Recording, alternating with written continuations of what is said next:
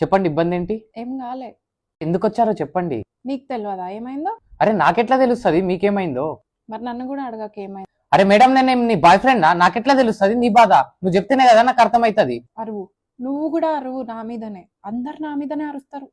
సరే సరే సారీ అరవను, చెప్పండి ఏమైంది మీ ప్రాబ్లం చెప్పండి. నాతో మాట్లాడకపో. అరే మేడం, నా దగ్గర టైం లేదు, నేను వేరే పేషెంట్స్ ని కూడా చూడాలా. అంతేలే, నా కోసం ఎక్కడ టైం ఉంటది. అరే ఓ మేడం, నువ్వు ప్రాబ్లం చెప్పండి, నేను ట్రీట్మెంట్ ఎడికెళ్ళి ఇవ్వాలా నీకు?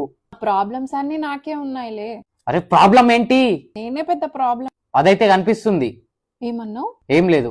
ఏదో ఒకరోజు చనిపోతాలే, ఆ రోజు నా వాల్యూ తెలుస్తుంది. అరే ఓ ఏమన్నా పాగాలు ఉన్నావా ఏంది? నీకు అంత ప్రాబ్లం అవుతుందంటే ట్రీట్మెంట్ చేయకు, వదిలే నన్ను. అరే మేడం, నేను డాక్టర్ని, పేషెంట్స్ ఇట్లా వదిలేలేను.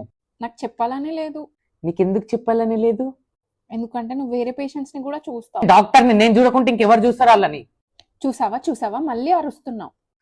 అరే సరే సరే, ఇంకే పేషెంట్ ని చూడని.